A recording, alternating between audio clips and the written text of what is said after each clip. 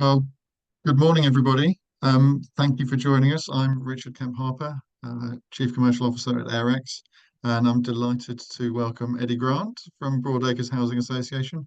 And we're going to have a conversation this morning about the Broadacres retrofit program as a case study and their example of what they've been doing and how they've incorporated AirEx into that. So welcome, Eddie. Really nice to be talking to you and see you again. Would you like to introduce yourself and tell us about your role and a bit of background? Yeah, I'm Eddie Grant. I'm from Broadacres. I'm the investment project manager, and I've been at Broadacres for around 9 years. And we've done sort of various programs of retrofit work and all sorts of different things over the years. And the most recent Right, one's been a SHDF funded decarbonisation program, great. which Well, has been we'll really dig into that a interesting. bit more. So Sorry, the internet's slightly jumpy there. So welcome everybody. I see a couple of people still joining. Thank you for joining us. As I start off by saying, Eddie and I are going to have a conversation about the retrofit program. You're welcome to think of questions that arise as they come through that. There's the Q&A box at the bottom of the screen there. So please drop your questions in that and we'll answer those as we get a bit further on. Um, so yeah, please drop your questions in there as things arise in the conversation. But I'll back to you, Eddie. Tell us a bit about Broadacres as an organisation, or where you're based and your housing stock and that sort of thing. yeah, we're based in North Yorkshire, and we're a sort of rural housing association, and we've got about 6,500 to 7,000 properties, and then they're sort of spread all the way from Scarborough and Selby all the way up. The main sort of area is Northallerton in the middle, and then in all the villages and towns around, and all the way across to Hawes, and we've actually gone as far as Sedbergh, which is over near Cumbria. So we're sort of fairly well spread out. Yeah, yeah. And That's the quite a bit of house, distance. there's a lot of distance, and then on top of that, the sort of house types we've got, some of them are sort of from sort of around the 1950s, all the way through to new builds. We develop sites, so we have brand new houses as well as sort of older houses and everywhere in between, really. Yeah, yeah, good mix. Yeah, So thinking about retrofit, um, you've got some new properties that I guess relatively energy efficient. How far yeah. through are you in terms of how many properties are at EPCC and how many have you still got to do?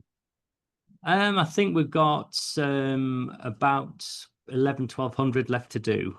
Um, So we've got quite a few. Although over the last few years we've got that.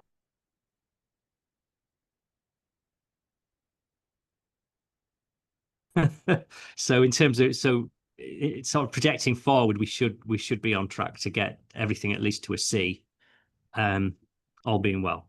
So but of course certain houses the customer might not want to engage in such activities, so that we'd still have some customers where they want to have an open fire and they don't really want anything done. So of course, we just have to sort of let that go. There's nothing we can do we can't really force people to have works done if they're not receptive to it. But what we have found is a lot of times we'll do some work on one house in the street, and then someone who's previously declined has then sort of taken an interest, and maybe they spoke to the neighbour, and if it's gone well, and then that's then encouraged them to then step forward and say, well, actually, can you include our house as well? So we do find a lot of people are slowly sort of coming around to the idea of changing things. I think the one that's hardest is if someone's got an oil fired boiler, and or maybe they have coal, and some people get free logs, if they work on a farm or something, and of course you can't compete with free logs.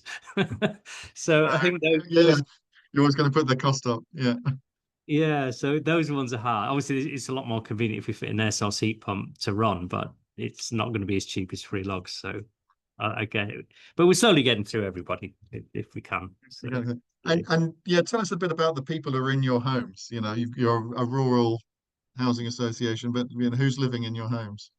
Well, we Again, just a have a mix, I massive, guess. range of everybody and anybody. So, you know, we've got sort of single people all the way through to elderly residents. We have a few extra care schemes.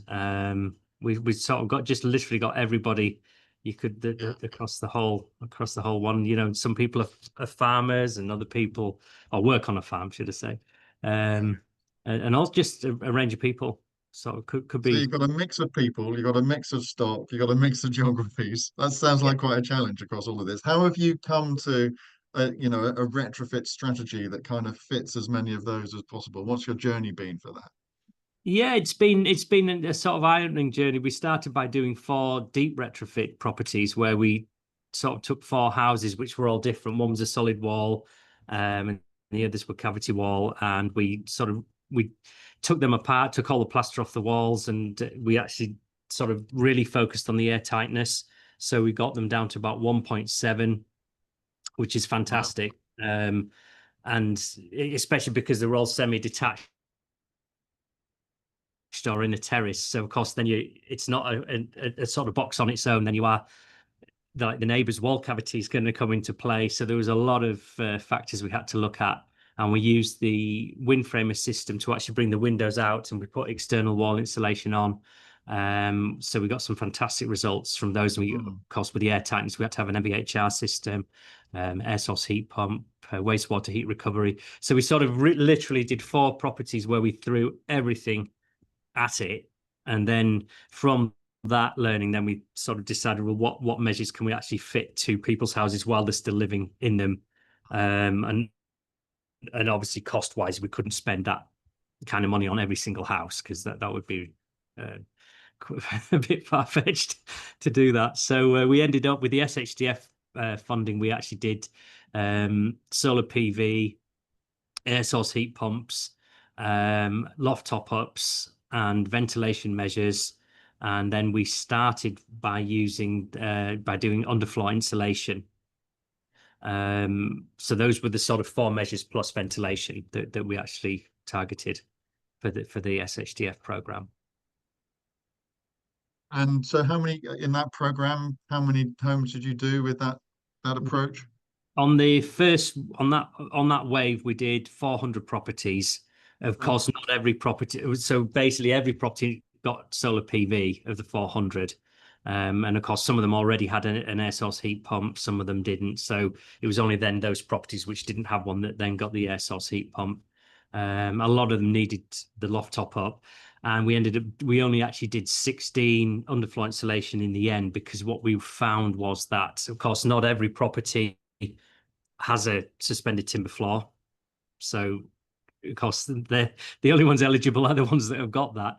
And then what we did find was that we sort of did surveys, and then often the moisture content was potentially too high. So then we'd have to try and sort of let that dry out. I mean, one of the properties had a massive leak, so that one took a lot of drying out in when it was an empty property in the void phase. But the others, sometimes we sort of get to the point where, okay, everything, it ticks every box, is enough. A lot of our properties, I think, because of when they were built, the actual void underneath the floor is quite shallow, so a lot of them just didn't have enough depth to actually get Yeah. the sort of equipment in to spray the insulation. And then we found the ones that were eligible. Then we get that stumbling block potentially with the customer, because you've got to make maybe 3, 4, 5 hatches through the floor. So, but then of course you got to lift carpets in order to do it. Yeah. So then we sometimes find that we get everything ticked on a technical level, all boxes ticked, and then we'd find that maybe the customer decided they didn't really want the upheaval of moving furniture and sort of having the carpets lifted up. So we were looking for an alternative to that, because, as I say, we were just finding, I think it's a fantastic Yeah. solution, but we were just finding the actual rates when everything aligned, the customer was on board, there was enough depth, and the moisture level was right. Then that was well, we managed to get that on 16. So I guess that's when, you If the start to property was integrate empty, and we AirEx looked at a into the couple of other program. methods. Well, that's where the AirEx came in, and we actually saw it. There was a scheme in London, and they would sort of doing a similar deep retrofit to the ones we'd done, and they'd fitted the AirEx. So that's how we actually found out that AirEx was a sort of possibility. So then we got in touch with yourself and with Dwayne Yeah. to discuss the the possibilities, Yeah. So how have you found it fitting into your program along the other measures? And where does it work? What problems does it solve for you? Well, basically, we found that we could fit it in every single property that has a suspended timber floor. So it was just fantastic. And I think the other thing we could basically do it even if the customer wasn't at home. You can actually send somebody around to take out the old air bricks and put new air bricks in, and the customer doesn't even have to. And if they are home, they can just, it's not really going to bother anybody. There's a little bit of drilling and hammering, but it's nothing really overall, especially when you think of the upheaval of fitting an SOS heat pump. And of course, you do need to go in the house at one point to connect the hub and sort of interact in that sense, but that's not a very long job, and it doesn't make any mess.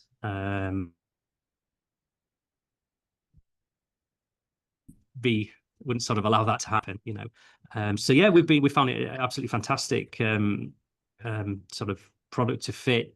We always, obviously, on all of our property, we have an asbestos report done. So one of the concerns we had was the DPC, because on about 50% of the properties of that sort of pre-2000 have a small amount of asbestos in the damp proof course. So we sort of looked into that, and then we have an asbestos removal firm, so we send them round in advance, and they remove the old air bricks if they are touching the DPC, because it's not in every case the air bricks are actually touching the DPC anyway.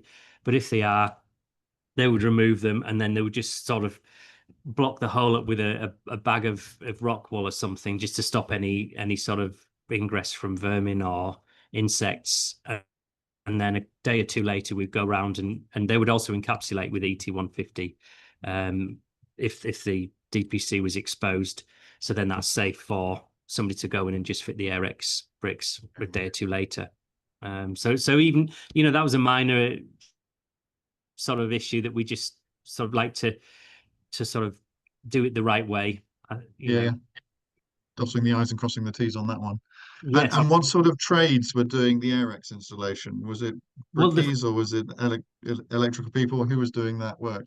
the first one we did was we actually just got one of our joiners to go, and we met one of your colleagues, and he sort of talked us through. So he was really, really helpful. Just sort of showed us how to do it and what we needed to do. And the joiner just drilled the bricks out and replaced them with the AirEx. So I think we were done in maybe 2 hours or something like that. Certainly not more than 3 hours. And then it was just a case of connecting the hub. So it was really, really straightforward.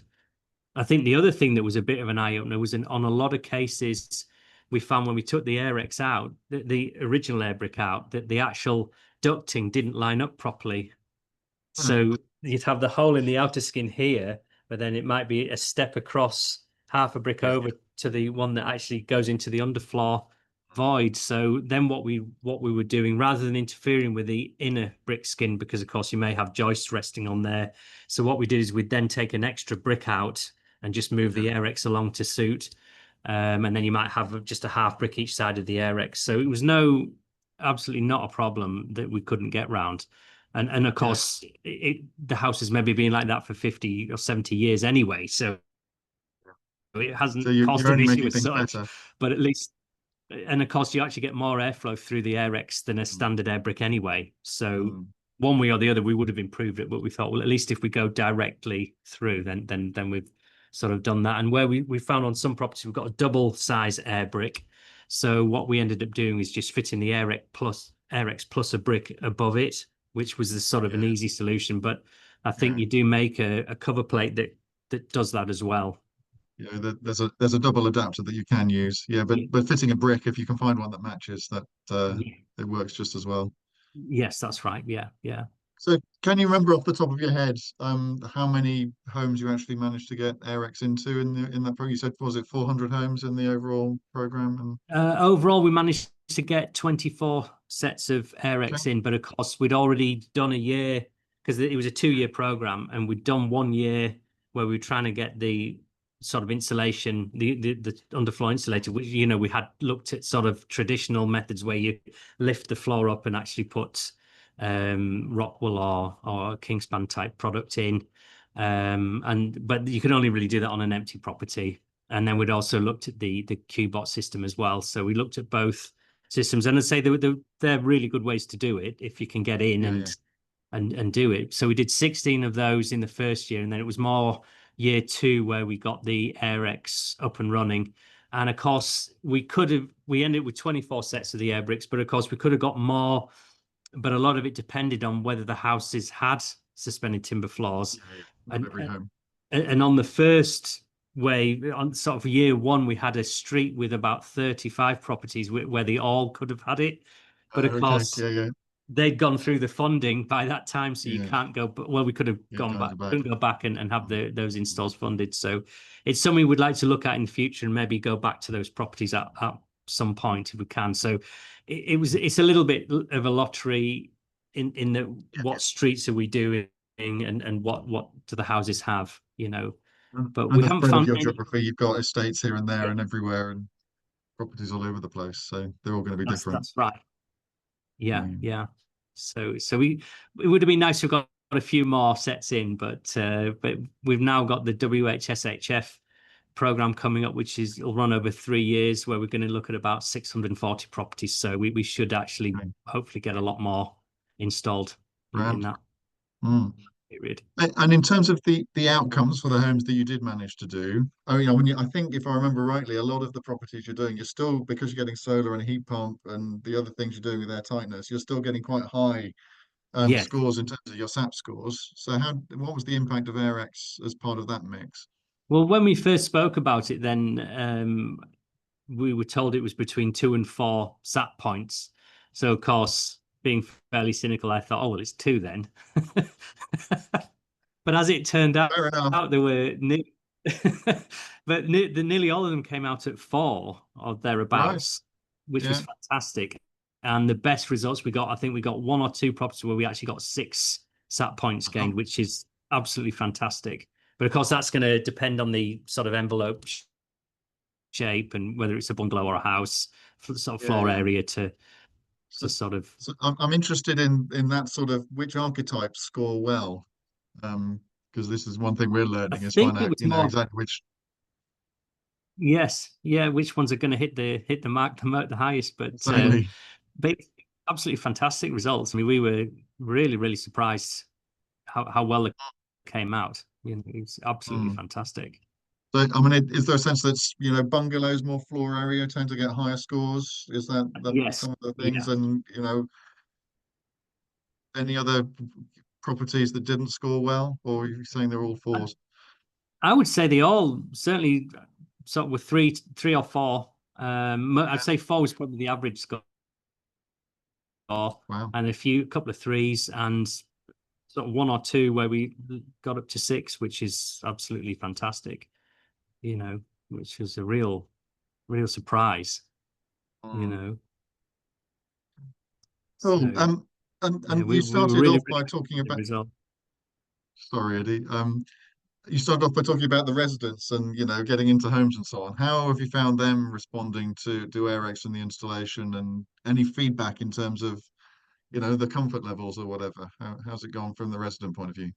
Yeah, they have they've been really happy with it. They feel like the home's less drafty, which is a good sort of, because that's something you can sort of sit and feel every day.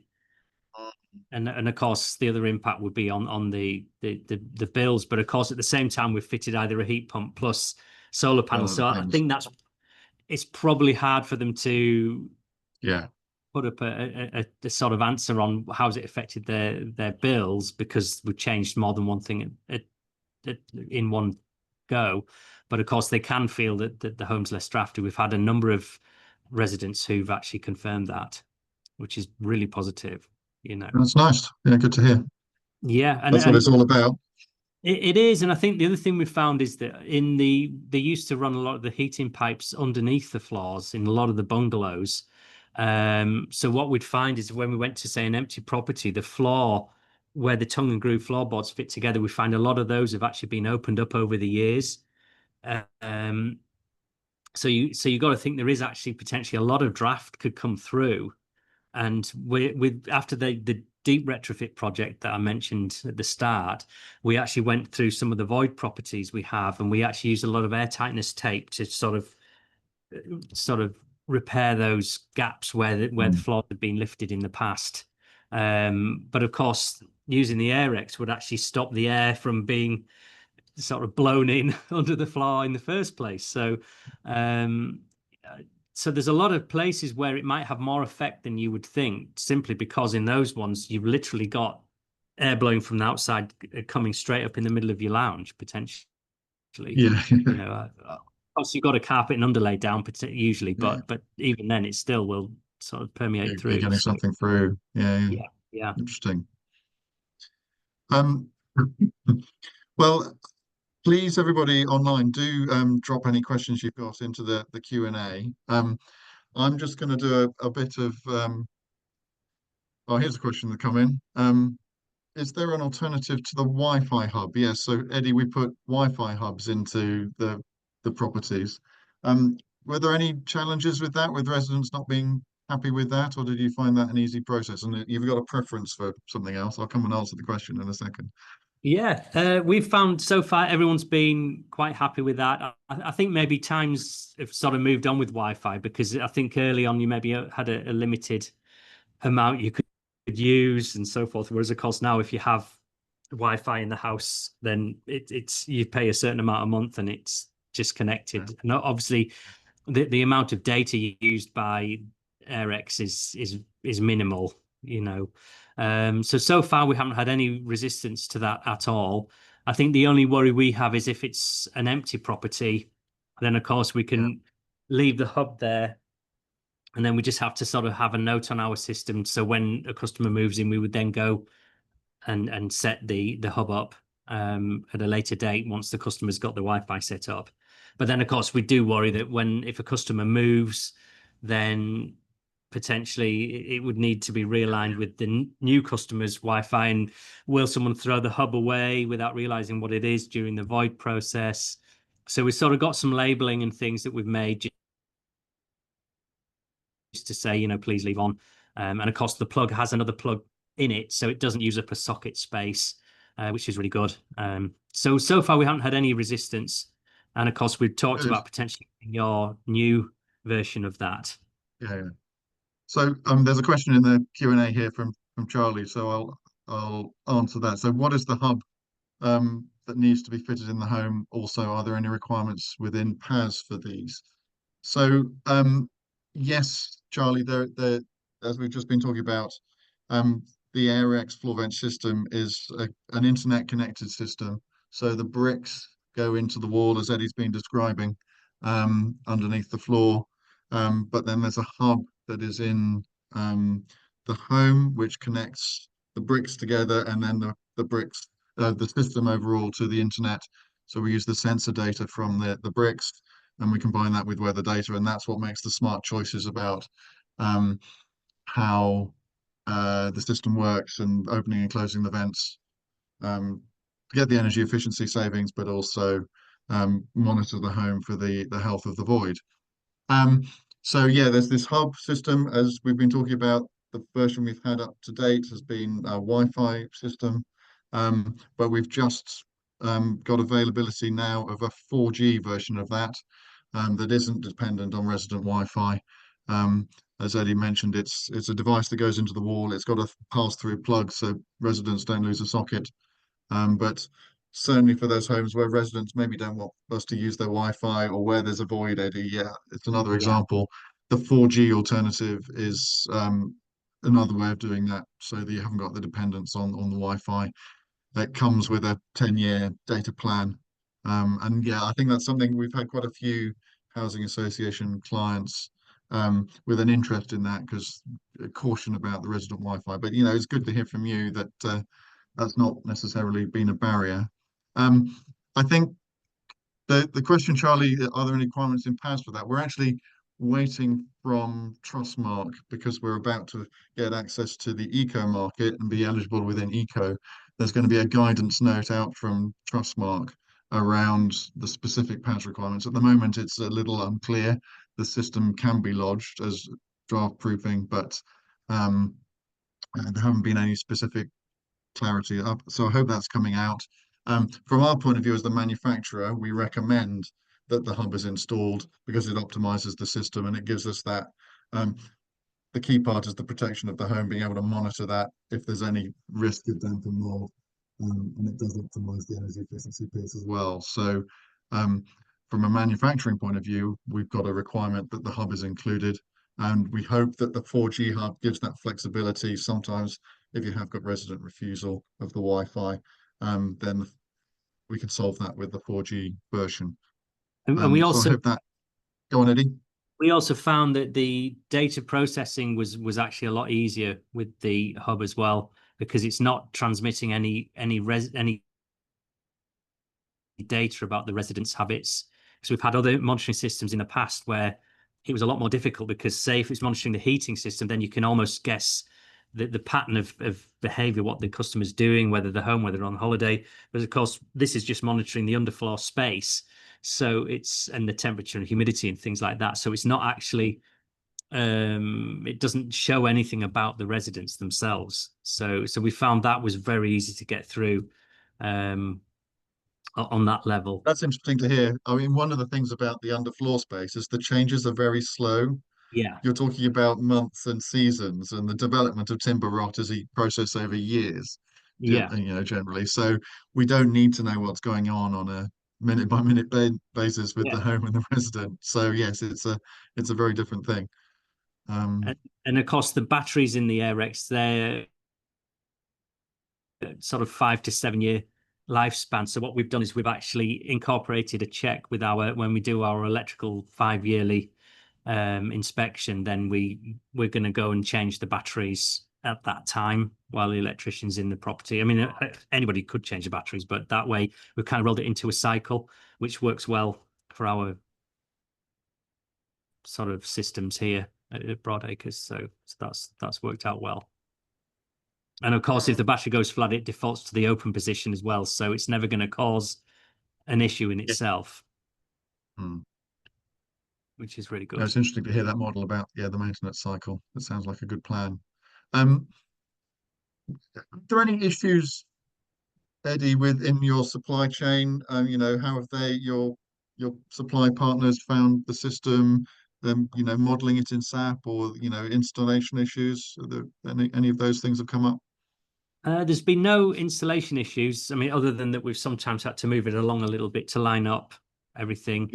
And in terms of supply, the people that we were working with, PH Jones, on the last program, and I believe they got an absolutely huge stock delivery.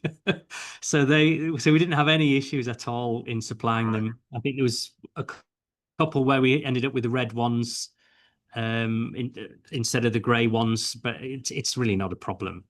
It was fine. So yeah, we actually found they could keep up with supply all the way through. Yeah, There yeah, was no good. issues at all. So And that did you, and in terms of the SAP side, do you have your own consultants doing that, or was it someone that was working through PH Jones doing the SAP modeling? it was one of the guys who worked for PH Jones, Jim He was Cotton. one of the team. Yeah. He sort of set it up with yourselves, and sort of uh, you guys provided some training, and it was fine. We got it all sorted, and the same's happened with our incoming contract, which is Rothwell's, and they've sort of gone through a session with yourselves and Dwayne, and on the sort of installation side to get the accreditation for that underway. And then they've also done the retrofit coordination is provided by Parkour, and they have done a couple of sessions with Dwayne and Nimesh, actually it was, and which was really good, really sort of, because I think it's the EPC sort of side, putting it into appendix Q. It's not intuitive in the way Yeah, it's yeah. done. You would never guess how to do it. So you need to be trained how to do it. But the training, they made it very simple. It's a little bit fiddly to get it in, but I think once you've done a couple, you would sort of have that under your belt, and it's not really a problem. So that side of it's fine. I mean, it's not as in a not when if you're a DEA and you're doing an EPC, you just enter something into your app. It's slightly more complex than that, but it's not it's not too difficult to do. And I think it's going to get simpler and simpler as time goes. So it's definitely not an issue. It's not a stumbling block. It's just part of the process. So Yeah, yeah. I mean, interestingly, that's got a bit easier. In fact, a lot easier just recently because there's now an online tool that BRE have released that makes it, the yes, Appendix Q stuff happens in seconds rather than the few minutes of fiddling, as you were yes, saying, that you might have needed before. So yeah, that's got a yeah. bit easier. Um, I mean, that's great, but I just mean, it was literally just a few minutes work. It's not yeah, yeah, it's not yeah, it's something not on ours. Yeah, yeah, for hours or anything like that. It's not too yeah, good. So if that's now even simpler, then that's fantastic. That's Yeah, really good. grand. Any further questions from anyone online? Do drop them into the chat. I mean, from my point of view, that Eddie, that's been really interesting to hear. Thank you so much for telling your story of how that's gone. Yeah, It's been and thank you for uh, showing the warts and all as well. From that, yeah, I and think it's been I really think the helpful. other thing to bear in mind, cost wise, it's a lot less than it is to actually insulate the floor. So that's another thing to bear in mind. So it might be that you could treat, if you're doing a program of properties and you've got X amount in the budget, you could actually treat 3 times, 4 times more properties. Yeah, Um, so that's another thing to bear in mind if you have quite a lot of properties to yeah, do yeah. on a Yeah. program. So And is it the sort of thing you've thought about putting into kind of regular maintenance or void programs, so outside the funding side? yes, it is. It's something where we're looking at sort of potentially feeding into other areas. And it's something, if I bought a house for myself and it had timber floors, it's something I would want to fit. So I think that's often the acid test, isn't it? If you think, Yeah, yeah, actually, yeah. I would buy that and fit it to my own house, then It's then going to be that's right home. Yes. that says a lot, doesn't it? That's really nice to hear. So yeah. Grand. Well, thank you so much for that, Eddie. I think since there's no more questions, we'll leave it there. I And I hope that's think, been sorry, useful for everyone. the other thing that I did think was we quite liked the wall vent version as well, Yeah, because we do have a lot of properties with vents in bedrooms and things. yeah, that, that that's Because very often we interesting. find a customer might block it off with tape. Mm, So yeah, yeah. I mean, it is the next stage in our development actually is to look at how we take the floor vent concept from the underfloors and use it in the room at the room level. Um, yeah, the skill that we've got or what the technology is it does is it responds to what's going on in the environment, so weather and in the home. And I yeah, think being able to do smart ventilation, you could even work around the resident, so you could with sensors work out when they're in the room, um yeah, and uh ventilate the downstairs when they're upstairs in bed and ventilate the whole house when they're out at work or whatever, so yeah, you don't necessarily need to have an air blowing down their neck when they're actually sitting watching telly, which is, the sort of thing people hate is actually to feel the yeah, discomfort of the drafts from, yeah, we need ventilation, but we don't want a draft. yeah, So yeah, there's a lot you can do with smart technology. So yeah, we're very interested in trying that over the next months. So yeah, we'll look forward to talking to you on that one. Um, I guess one last thing for you as a final question for people online. Any top advice looking for anyone looking to integrate AirEx into their programs? What would you suggest?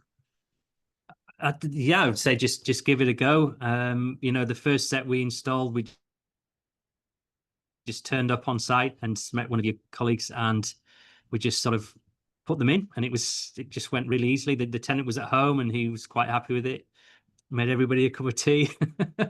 So it was just really good, really sort of No, encouraging, and sort of it was easy to set up as well. I think once you set up a couple of them, you kind of, and I think the other thing we really liked was that you could set some people to go and install the bricks, even if say the customer's not home, and then somebody else can come a day or two later when it fits the customer to actually set up the hub. So it doesn't have to happen all at the same time. And often that's one thing that we can struggle with, because most, a lot of people, they may be out at work or something, so they're not really available in the daytime, or they have to take an afternoon off or a morning off. And of course, people don't, you want to take a day off because you want to be on holiday, not because you want to wait for someone to come and do some work. So yeah, I think we've just found it's very, very flexible in that basically pretty much any home with suspended timber floor, you can have it fitted. brilliant. So we've been Super. really simple to fit and easy to get along with. So it's been really good. Yeah, super. Well, thank you, Eddie, so much for your time, and thank you everybody for joining us. I hope that's been And informative for you. As my colleagues just put in the chat, we'll share the recording afterwards. Please get in touch with us any further questions. So thank you again. Thank you, Eddie, and look forward to seeing you again soon. yeah, Thanks, great. everyone. All right, thank you. Bye bye. Bye.